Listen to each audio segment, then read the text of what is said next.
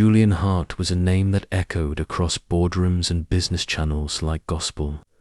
The 35-year-old tech billionaire, CEO of Heartwave Technologies, had everything: global influence, a New York penthouse above the clouds, and the kind of confidence that made men follow and women freeze. But his heart, buried beneath luxury suits and titanium schedules, was quiet, not lonely, just numb. That changed on a rainy Tuesday. He noticed her before she noticed him. Her nameplate read Selena James, and she had been assigned to the executive floor only 3 days ago, filling in as the temporary secretary to the board. But there was nothing temporary about the effect she had. She moved through the glass corridors like she didn't quite belong, like her presence was a secret she was trying to keep. Tall, with deep brown skin that caught the sunlight like bronze, and curls pulled into a nonsense bun, Selena had eyes that refused to beg. She smiled kindly, not flirtatious.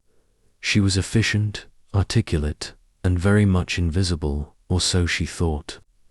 Julian had seen her, noticed how she didn't stutter when talking to men who earned 50 times her salary, how she called out a printing error in a quarterly report without hesitation, how she said thank you to the janitor and remembered his name.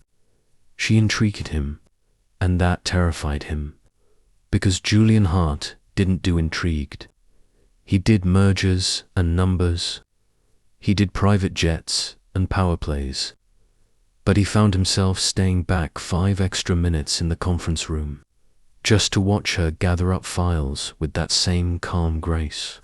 And when she spoke to him, "Good morning, Mr. Hart," her voice didn't tremble. It was smooth, confident, grounding.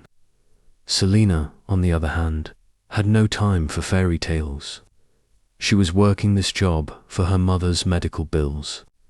She knew the type. Julian was powerful, polished, and permanently out of reach. But that didn't mean she was blind. He was handsome in a sharp way, always tailored, always controlled. But something about his eyes told her he carried a weight that went deeper than profits. Still, she kept her boundaries, until the day he forgot his own. It was just past 9 p.m. when the office lights dimmed. Everyone had gone, except for Selena, catching up on board memos, and Julian, locked away behind his glass wall, scrolling through projections. Then the thunderstorm hit. The windows rattled. The power flickered. Selena flinched. It wasn't the storm. It was the dark. She hated the dark. Her fingers froze on the keyboard. Julian noticed from his glass office. He rose, opened the door, and for the first time stepped toward her like a man. Not a CEO. "Are you okay?" he asked, voice lower than she expected. She stood quickly, flustered. "Yes, just a little. Jumpy. Storms can do that," he replied. "But you don't have to be alone." She looked up into the face of the man she'd been trained to obey but never trust. And in that moment, he wasn't powerful, just present. "Come sit in my office," he said gently, "at least until the lights come back." She hesitated, then nodded. It was only a few feet away. But when she crossed that threshold, something shifted for both of them. He poured her tea. They talked about nothing, about everything, and for a few sacred minutes. The world outside, the glass walls faded. She made him laugh. He made her feel seen, and just like that, the storm outside wasn't the only one brewing. The next morning, nothing had changed, and yet everything had. Selena walked into the office with her head held high, just as she always did. Her heels clicked across the marble floor.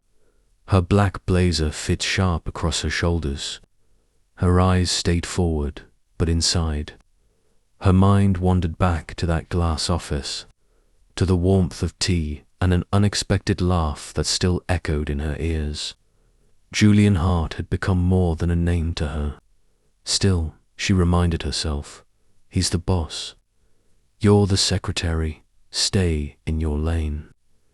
Across the floor, Julian stood at the window of his office, pretending to scroll through emails. He wasn't. He was waiting. Waiting for her to walk by. Waiting for that polite smile she gave to everyone, but which, for some reason, had started to feel like it belonged only to him. He didn't understand it. He had dated models, dined with royalty, and been pursued by women who owned their own islands. But none of them had ever made his heart thud when they said good morning. Selena did, and that was a problem. Because Julian Hart didn't believe in workplace distractions, especially not ones that threatened the armor he'd built over a lifetime of corporate warfare and emotional detachment. But that night had changed something. That night, Selena hadn't looked at him like a billionaire. She had looked at him like a man, and now, he couldn't stop wondering what her story was. So he did something he never did. He invited her to lunch. "I'm not comfortable eating alone with you, sir," Selena said politely. Yet firmly, Julian tilted his head. "Why?" She gave him a tight smile. "Because I've seen what happens to girls like me when people start talking, and they always talk." Julian paused. The words stung not because she was wrong, but because he hadn't thought far enough ahead to realize the burden she would carry. He looked at her then, really looked at her. The fire in her, the pride, the fear of being seen as just another pretty, black girl trying to sleep her way up. "Then we won't go anywhere they can talk," he said. They ate lunch in the company library. No one ever went in there, between the silence of old books and the scent of leather chairs. Their conversations began to bloom. Not about work, but about life. She told him about growing up in Brooklyn, about her mother's lupus, about how she wanted to go to law school but took this job instead. Just for now, he told her about his father's empire, about how he'd inherited a company but lost his childhood, about how silence had become easier than trust. The distance between them wasn't shrinking, it was changing shape, from lines drawn in professionalism to something softer, something magnetic. For the first time, Julian wished he weren't the boss, and Selena wished her heart didn't skip every time he smiled. Later that week, it happened. They were working late again. She came to drop off a file, but lingered. He looked up, eyes tired, but warm.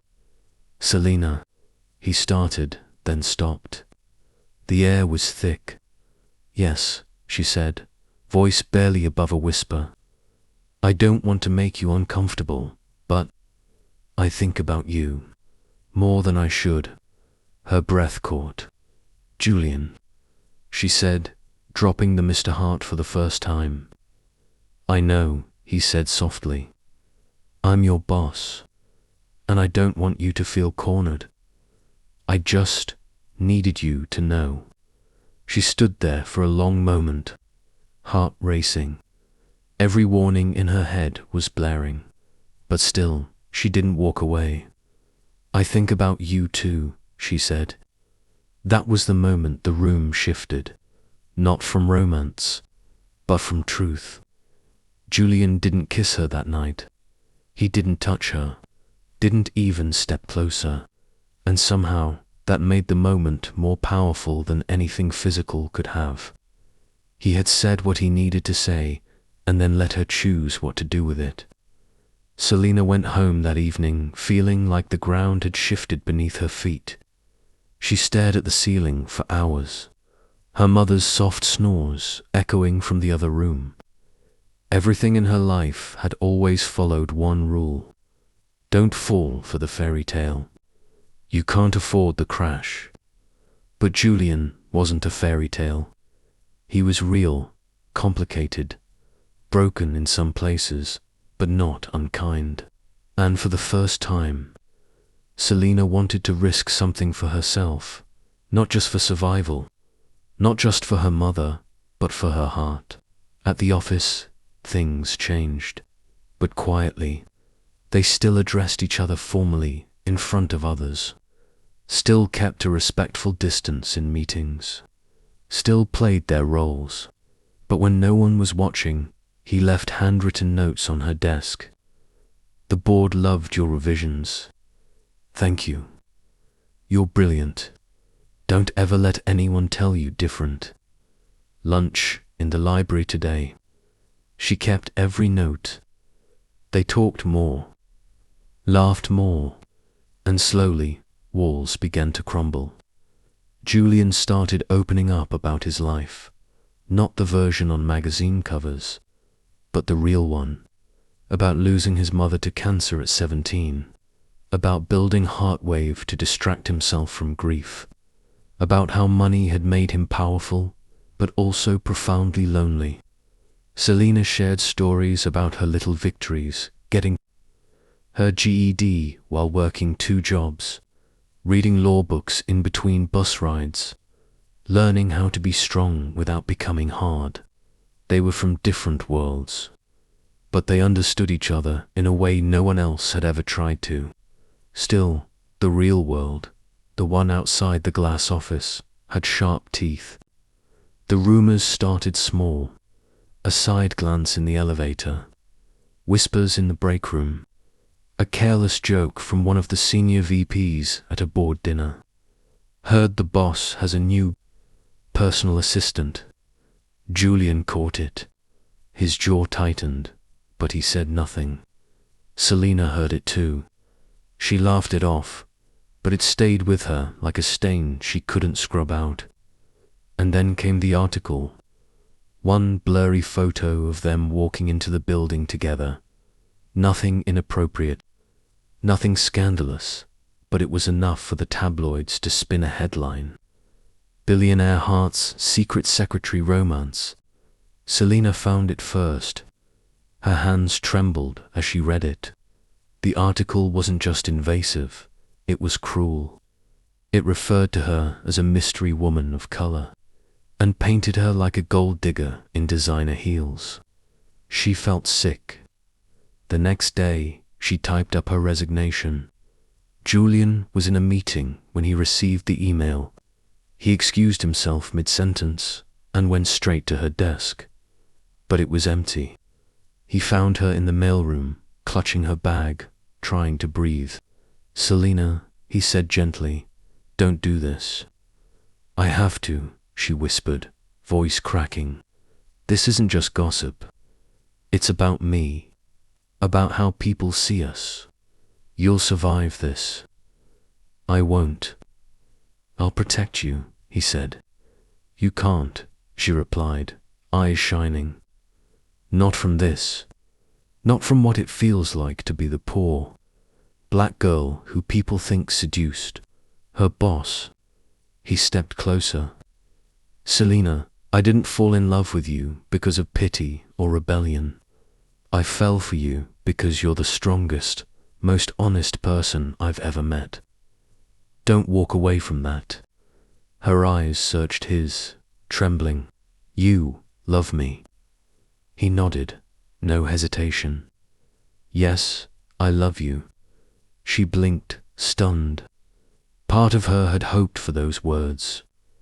The other part didn't know what to do with them now that they were real. A tear slipped down her cheek. She didn't speak. She just fell into his arms. And for a moment, the world went quiet again. For the first time, Selina let herself believe it might actually be okay.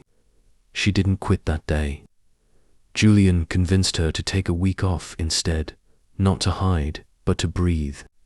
He promised her the company would handle the press, and he would issue a statement, making it clear that there Relationship had always been respectful and private, but words weren't always enough. The board was furious. Investors jittered. The diversity committee demanded explanations. And worst of all, Julian's father, the founder and now chairman, returned from the shadows with a threat cloaked in a father's concern. This isn't about love, Julian. This is about perception. You want to risk our legacy for a secretary? Julian clenched his fists. She's not just a secretary. She's a human being, a brilliant woman, and I won't let anyone reduce her to anything less. His father's eyes narrowed. Then don't expect to keep your title much longer. The threat was real. A private meeting was scheduled with the board. Julian was to answer questions about his conduct, the company's integrity, and his relationship with Selena. Everything he had built was now on the line, not because of corruption or scandal or incompetence, but because he had fallen in love with someone who didn't fit the world's polished mold. Selena found out 2 days later. She came back to the office quietly, walking past curious eyes and fake smiles. She didn't care anymore. She walked straight to Julian's office. "You didn't tell me they were trying to remove you." He looked up, exhausted. "Because I didn't want you to carry that weight." She stood still, her voice trembling. "You're risking everything, for me." He rose from his desk and walked toward her. "No, I'm risking everything for us." "That's a different thing entirely." She didn't cry, but a silence said everything. Julian stepped closer. "Selena, I won't let them turn this into a scandal. We did nothing wrong. We fell in love. And if they can't handle that, then maybe this company isn't worth the man it turned me into." Selena shook her head, heart aching. "But what if I'm not ready to be someone's reason for war?" Julian touched her cheek gently. "Then be my reason for truth." The hearing was brutal. Board members fired questions like bullets. They questioned his judgment, his intentions. They pulled up photos, anonymous employee comments, and dissected every piece of his relationship with Selena. Julian didn't flinch. "I never broke a policy," he said. "There was no inappropriate behavior, no power play. Just two adults who fell in love when neither of us expected it. I won't apologize for that." One board member sneered. "So you're saying this relationship has no impact on our image?" Julian's response was calm but firm. "I'm saying your fear of what this relationship looks like says more about your image than mine." There was a pause, a shift in the room. Some members looked down, others exchanged quiet glances, and one woman, the only black woman on the board, gave Julian the smallest, almost imperceptible nod. That night, Julian waited on the rooftop of the building, the city lights flickering below like promises. He didn't know whether he'd still be CEO tomorrow. He didn't know if the board would vote him out, but he knew this. He loved Selena James, and that truth, no matter the cost, had finally set him free.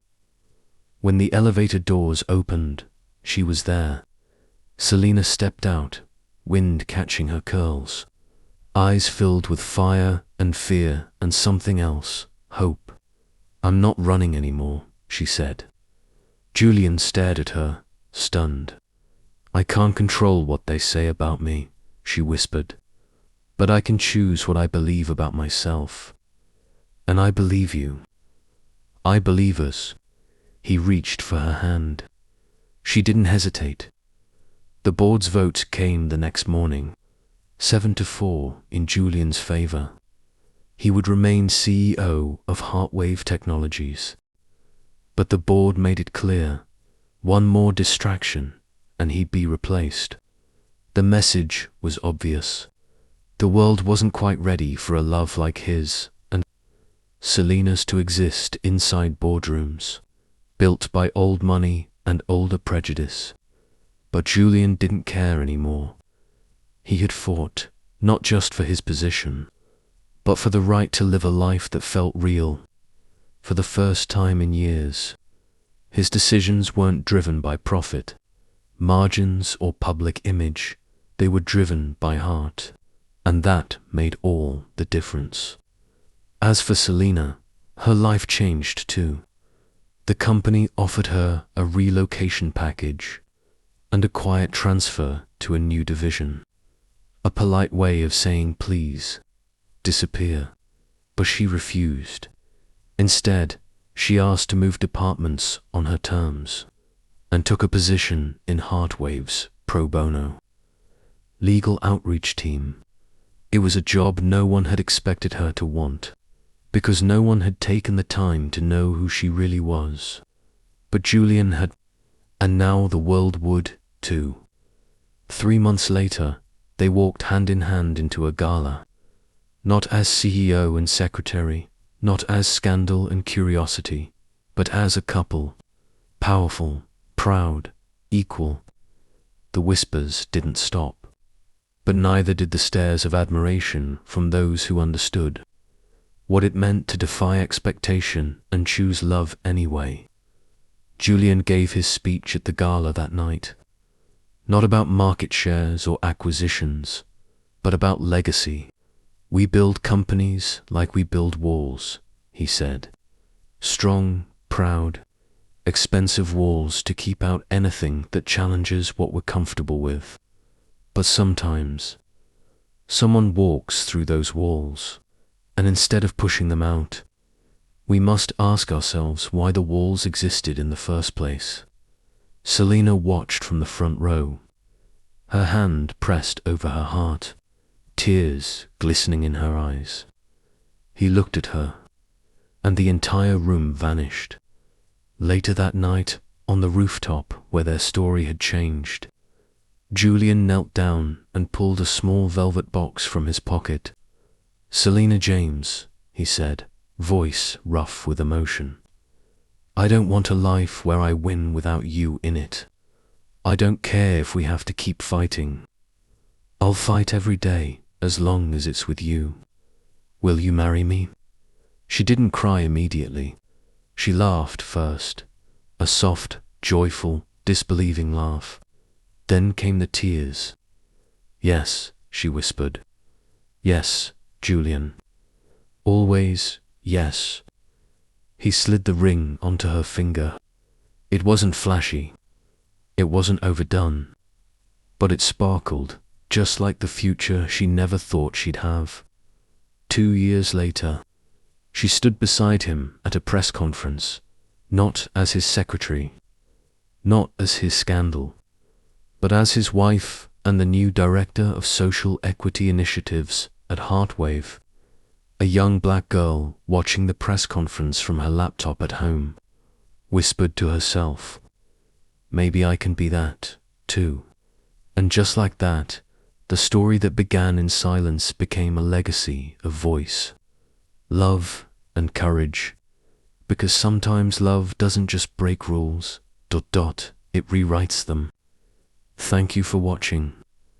If this story touched your heart and reminded you that love is stronger than status, color, or fear, then don't forget to like this video to support powerful storytelling.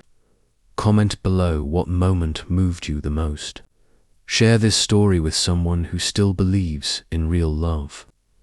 Subscribe to our channel for more emotional, thought-provoking stories every week. Because here, we don't just tell stories. We tell truth wrapped in love. Until next time, keep believing in love that breaks the rules and builds new ones.